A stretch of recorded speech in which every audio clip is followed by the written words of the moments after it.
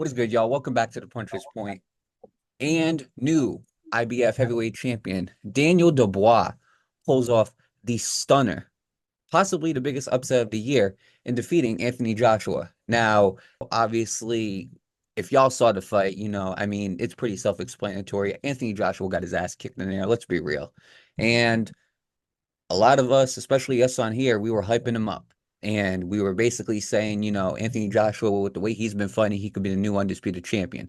And this is the Anthony Joshua that we thought we were going to get. However, in this fight, I think we underestimated Daniel Dubois. I think we underestimated him a little bit than we should have. And there were some things that we talked about that we were right about, and there were some things that also shocked us, which we're going to get into. But overall, I say we just kick it into the gear and start off with strategy on a scale of 1 to 10. Now, first, I'm gonna pass it on to Breezy. Breezy, talk about the strategy as far as this fight with Daniel Dubois. What went right for him? What went wrong for Anthony Joshua? And overall, a scale of 1 to 10 on a grade. Give it about an 8 for Daniel Dubois. Everything went well for Daniel Dubois as far as his pace, as far as him timing Anthony Joshua. It seemed like every time Anthony Joshua tried to come in, Daniel Dubois had a shot waiting on him. Anytime he had a shot waiting on him and it landed, Anthony Joshua either got hurt, stumbled, or it took him back. And the thing about it is, too, Anthony Joshua, anytime he felt that power whatnot, he either backed up or he showed up and whatnot. And there was nothing like necessarily something we've seen before. We've seen Anthony Joshua. He take punches before. We've seen him take brutal shots, and maybe he get a drop before, but this was different. This was a complete, total, brutal beat down.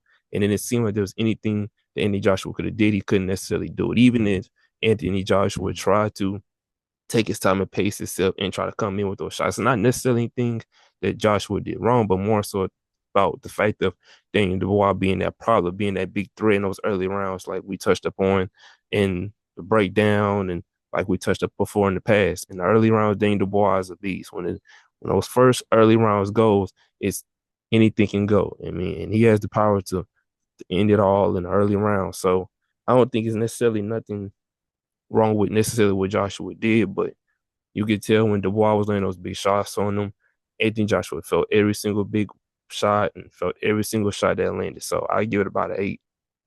As far as Daniel Dubois' strategy in this fight, I give it a 10. I mean, everything that we talked about him needing to do, he did in this fight. I mean, we talked about working your way to the inside. Daniel Dubois did that. Making your power known early. He definitely did that with the first round and that extremely brutal first round knockdown. And then keep pushing forward and attacking. As far as Anthony Joshua, I mean, it's hard to figure out, like, as far as strategy, what to give him because it just seemed like his strategy went out the window. So, you could give that a 0, but overall, I'm going to say the overall strategy for this fight was a 7. I think if we're looking at just Daniel Dubois, you got to give it a 10. But there's some things that Anthony Joshua could have done a lot better. For instance, I believe Anthony Joshua was doing a little bit too much backpedaling, and that's something I don't think a lot of fighters should be doing in the heavyweight division. I think he did a lot of backpedaling. I think that is what cost him, and I don't think he expected Daniel Dubois to charge forward even when he was backpedaling. Like, for instance, Anthony Joshua seemed like he would take a couple steps back, and every single time that happened, Daniel Dubois would just come over with an overhand right. And then basically he would rock Anthony Joshua, and Anthony Joshua would get dropped. And the second and third knockdown, it was an overhand left, and he would get knocked down. And the fourth knockdown was a right. So overall, like we said, he's got power in both hands. And I think Anthony Joshua wasn't expecting Daniel Dubois to charge as fast and as strong as he did. And I think that him basically not letting Anthony Joshua get any room because when you back up, you're getting closer and closer to the ropes. So when Daniel Dubois would come and land those overhand straights and Anthony Joshua was backing up, you're already losing balance because you're backing up. And on top of that, you don't have a lot of room to recover, especially with a fighter who is a pressure fighter like Daniel Dubois, who's also a very underrated boxer. You don't have a lot of room to recover. And on top of that, he is going to be constantly in your face punching you. And we talked about that. He's going to constantly try to come at Anthony Joshua. Now, stamina was the big issue that we had for Daniel Dubois, but it didn't even need to take stamina for Daniel Dubois because I'm not going to lie to you. It looked like Daniel Dubois was getting a little bit tired in that fifth round, just a little bit. And Anthony Joshua cracked him, and I thought that this was all going to be done. However, Daniel Dubois, he stayed composed, he stayed calm, he waited for that counter, waited for Anthony Joshua to come forward, and he landed it. I'm gonna lie, a lot of people were saying Joshua shouldn't have leaped over to throw that uppercut. And I'm not gonna lie, I do agree with them. However, it doesn't matter what punch Anthony Joshua would have threw in that situation. With the way Daniel Dubois was landing and the precision that he had, Anthony Joshua was gonna get knocked down regardless. So overall, if I'm talking about strategy, I gotta give it a 7. Now, as far as excitement, let's talk about it real quick. Did it live up to the hype? I'm going to be honest with you. I mean, 96,000 people were in attendance. This is the largest boxing crowd in British boxing history. 96,000 people in attendance. We had Liam Gallagher performing before the fight. It was a big deal. Two British fighters coming in there and basically putting on a show. They had to put on a show, especially with a crowd like that. Excitement, I'm gonna be honest with you. I gotta give it a 10. I'm not even gonna lie to you. I think that it's a 10. I mean, it lived up to the hype and beyond. And on top of that, it was an exciting fight. Even though it was one-sided, it was exciting. We had the knockdowns, we had the moments, you know what I'm saying? We had the shocking upset. This was a great fight for the 5 rounds that it lasted. And I'm gonna be honest, I truly believe that this fight is deserving of a 10. I agree. I said 10. Also, the reason I say it's 10 because look at where the fight was held at. Look at the amount of anticipation that was had for it, the amount of people that showed up for it. Not only that, but the outcome too. The outcome. A lot of people was not expecting Daniel Dubois to win, but most importantly, nobody was expecting Daniel Dubois to go in there and do what he did with Anthony Joshua. So I think when you have a fight like of that anticipation, that's really big for the country, the United Kingdom, etc. And then you have all that anticipation about who's going to be the king of England and whatnot. Then you have an upset like that happens and whatnot. I think that does make it to be a 10. So overall, I agree. It did live up to a 10. Overall, I think it's definitely, if you're going to have a fight with 96,000 people in attendance and you're going to have a fight that's being headlined by Liam Gallagher as the main performer, you know what I'm saying, in England, I feel like that is the fight that you need to have and you need to come off of. And you could tell everybody in the crowd was excited. You know, they were on their feet. I mean, you could see Conor McGregor in the background freaking out. You know, everybody seemed like they really enjoyed that fight. And a lot of people came over to support and to watch that fight. And overall, I, as far as excitement, they lived up to it and they did a great job. Now, as far as stakes, we had the IBF Heavyweight Championship on the line.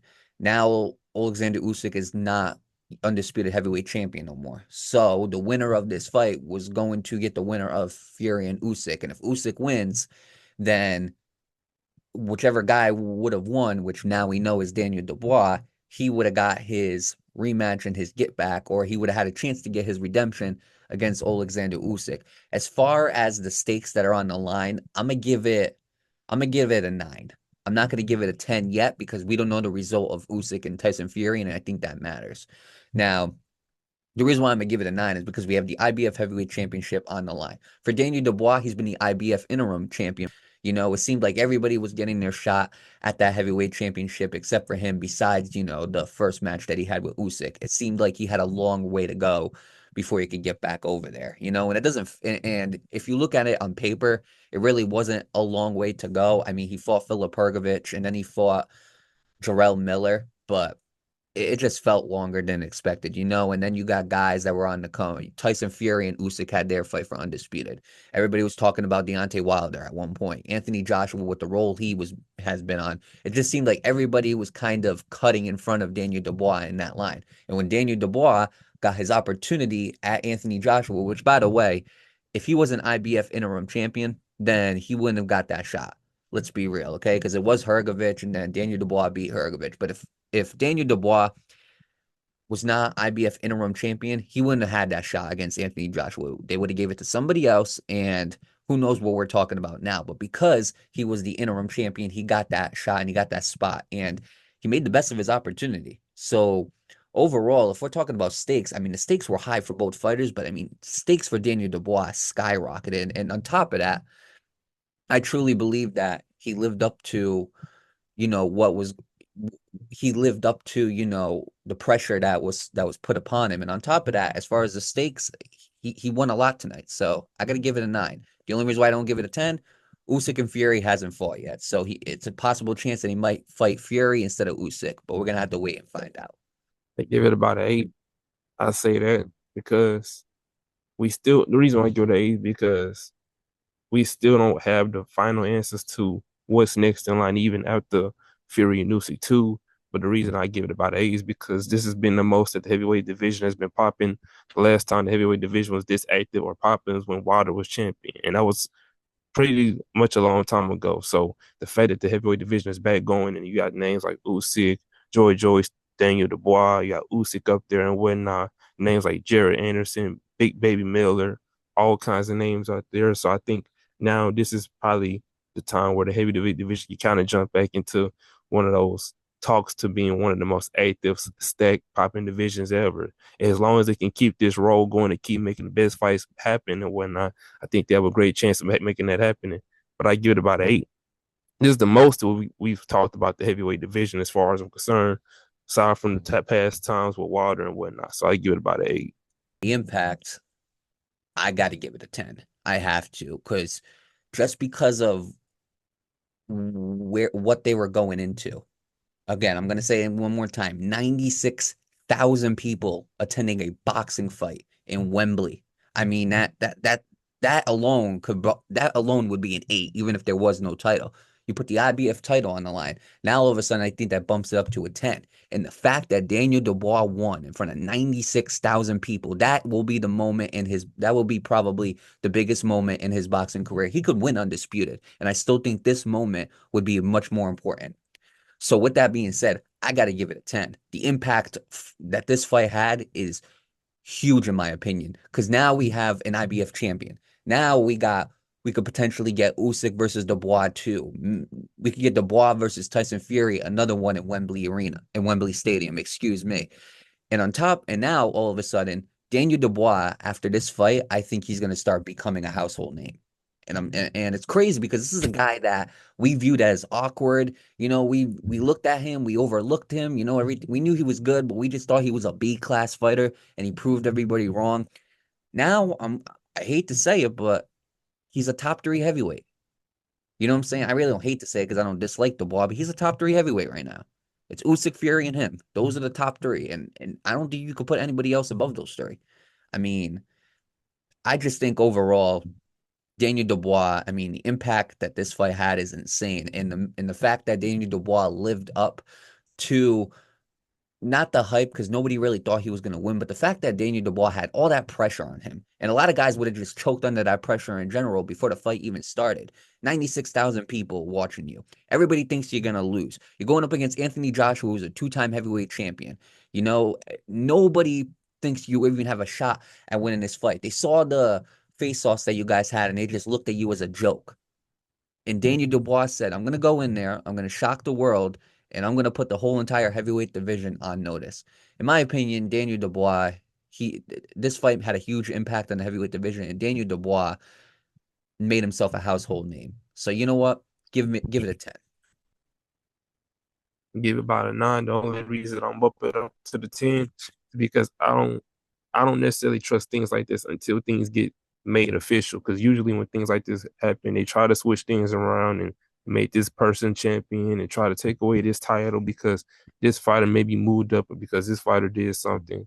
They're always trying to flip something around and make it to where somebody else is the mandatory or et cetera, et cetera. So I give it about a 9 because, we have a Daniel Dubois as champion, biggest upset as of right now. But as far as going into the Fury Usyk thing, until I feel like we get that straight direct path of what's going to happen next, who's going to fight who's going to face the winner of Usyk and Fury. I think that's where I can then engage that and bump it to a 10. But right now it's a 9, just as far as how it's going already. But I will have to see where it goes down the line for me to bump it to 10. But right now I give it a 9. This fight is ranked 8.88. That is the second highest graded fight on our fight rankings, and that is actually a tie with Dricus Du Plessis and Israel Adesanya. So we got our first tie on the board, and this is going to be pretty interesting. I don't know what we're going to do when we go rank those fights, if we're going to have a tie for second place or there might be something for tiebreaker. I'm not sure. I think we might just have a tie for second place, but 8.88, I think that's relatively fair for this fight. I think it's fair, and I feel like this is the correct spot that Anthony Joshua and Daniel Dubois should have on this on these rankings. Now, with that being said, Daniel Dubois, they asked him who he wanted to fight, and he said anybody can get it. He said, but maybe Usyk. And you could tell that he suffered a loss from Joe Joyce, who Joe Joyce is way. I mean, it's almost over for Joe Joyce. I mean, let's call it how we see it. Joe Joyce isn't nowhere near getting a heavyweight title shot. Some people think that Anthony Joshua should exercise his rematch clause and they should do this again. But I can tell if you ask Daniel Dubois who he rather fight, I'm pretty sure it's Usyk. I mean, that's the guy that beat you, knocked you out, and that's the guy that stopped you from becoming a heavyweight champion the first time. And now that Usyk is the top dog, that's the guy. He's the best. And on top of that, that's the fight that you have to redeem. You got to get that back. So that's the fight I want to see. But that can all be changed and turned around if Tyson Fury wins that rematch. And I don't think people should be disregarding Tyson Fury right now. I mean, he's one step away from becoming heavyweight champion again. So, and this would actually be fun fact. This would be Tyson Fury's third time winning the heavyweight championship. The first time he won it, he beat Klitschko, and then he went on the whole, downward spiral. Second time he beat Wilder. So there's two. And then he lost it to Usyk. So this would be the third time Tyson Fury would be a heavyweight champion. Not many heavyweight champions have won the belt 3 times. I know Muhammad Ali did. I can't remember the rest. But overall, the fight that I think I would like to see is Usyk versus Daniel Dubois in that specific case scenario. And then what could happen is if Usyk beats Tyson Fury, then we can possibly get Tyson Fury and Anthony Joshua, and that would do way more than 100,000 at least. So overall, I would like to see Dubois versus Usyk in the future, but only time will tell, man. We got to see who wins between this rematch. This rematch is extremely important, and I don't think it's as important as the first fight. But if we're talking about the rest of that heavyweight division, that Usyk versus Fury 2 is crucial. So I gotta go Usyk versus Dubois. That's the fight I would like to see. And if that fight can't be made and Dubois can't get a fight with Tyson Fury, I wouldn't mind seeing I wouldn't mind seeing Daniel Dubois versus Zhilei Zhang. I think that would be a great fight as well. Two power punchers, two guys who I feel like are very underrated in their division. That would be a great fight if you wanted to have a fight before going up there. So, yeah. But the number one fight I think I would want to see is Daniel Dubois versus Alexander Usyk. I just think it makes sense and it has a great story behind it. I'd like to see Daniel Dubois versus Usyk. I feel like that would obviously make for a great matchup. Even hypothetically, if Usyk don't win, I would still like to see Dubois and Fury. I feel like that would make for an interesting matchup. I agree. I think him and Jilly will make a great matchup. If not, I mean, if you can't get those, I mean, the obvious would be to run it back with Anthony Joshua, or might dig a little deeper. And I wouldn't be opposed to seeing him and Andy Ruiz if he can't get nobody else. That still make up for a nice matchup. I would love to see what Andy Ruiz would do with somebody like Daniel Dubois, especially with the size difference, the height difference, and reach. So he got a good bit of opportunities he can go down, but I feel like logically, financially, it most sense that would make for him is to obviously go after Usyk, the guy that basically stole what would have been the victory for you in terms of how you look at that quote unquote nut shot, body shot. So I think that would be the obvious answer. And if not that, then Jilly Jang or run it back with AJ. I mean, a lot of people, especially a lot of, fans would want to. I feel like a lot of Wilder fans would want to see him versus Wilder, and I feel like it's a fight that a lot of them might think he wins. But I'm going to be honest. I mean, Wilder has not looked good in the last 2 fights, and that's something I wouldn't want to see. But a lot of the fan side of me would like to see that.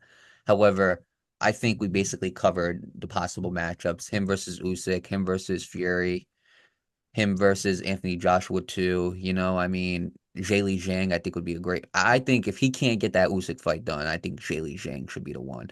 And I'm not saying Anthony Joshua versus Daniel Dubois shouldn't happen in the future. Don't get me wrong, I'm all for getting your get back. And don't think, I'm tucking my tail between my legs and I'm being a hypocrite. Because like I said, I believe Errol Spence Jr. should have got his rematch against Terrence Crawford, and that didn't happen. I believe the same thing for Anthony Joshua. I'm not turning my head now.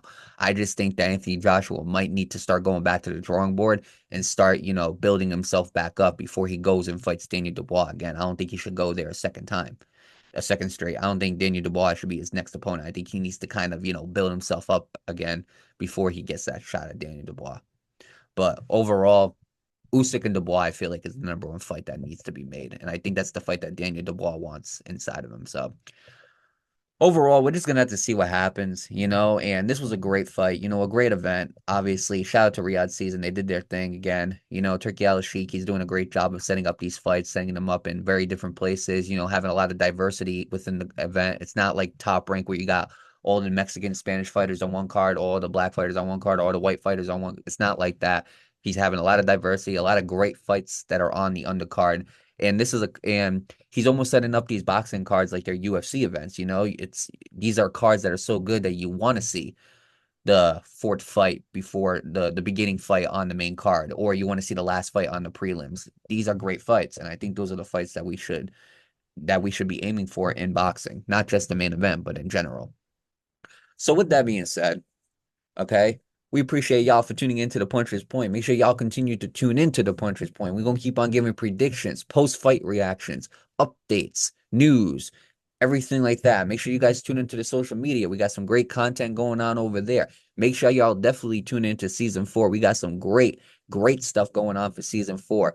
And again, we're gonna say it one more time. Daniel Dubois and new IBF heavyweight champion. I'm gonna tip my cap off to Anthony Joshua. A lot of people have been clowning him on social media. We know how it is. A guy suffers a loss, they bag on him until he gets himself back up. We all know how it is. But you know what? We're not gonna do that. Anthony Joshua, shout out to him. Again, it wasn't the best fight for him. He made a lot of mistakes, but I mean, we've seen Anthony Joshua build himself back up before. So I'm hoping that he can do that again, and kind of pick up his career.